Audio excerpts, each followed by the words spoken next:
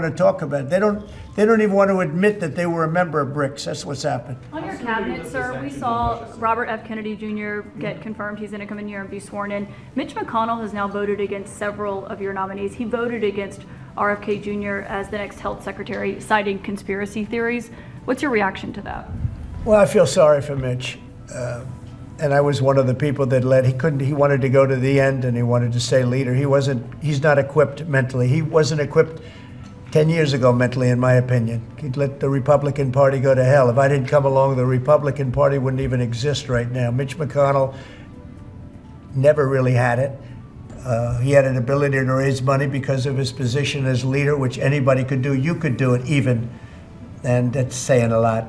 But the fact is that he raised money and he gave a lot of money to senators, and so he had a little loyalty based on the fact that as leader you could raise a lot of money. Senators would call me and they say, he wants to give me 25 million, can I take it? I'd say, take the money, take the money. But he engendered a certain amount of, I don't even call it loyalty, he was able to get votes.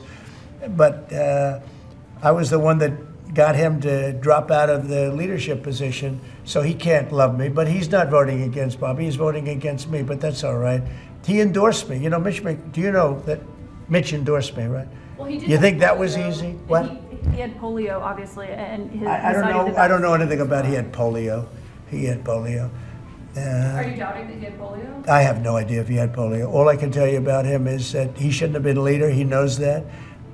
He voted against Bobby. He votes against almost everything now. He's a very bitter guy, and we have a very strong party.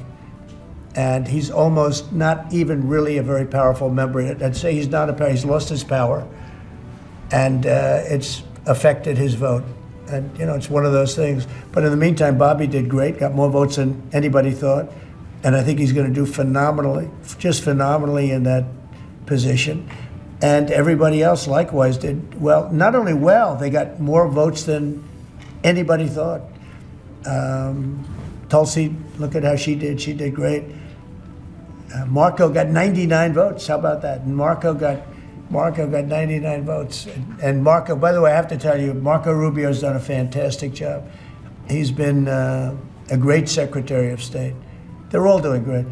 But we're going to have a swearing in today, and maybe we're going to have a second one because I hear we have a couple of them coming up. And the man behind me is doing a fantastic job, Secretary of Commerce.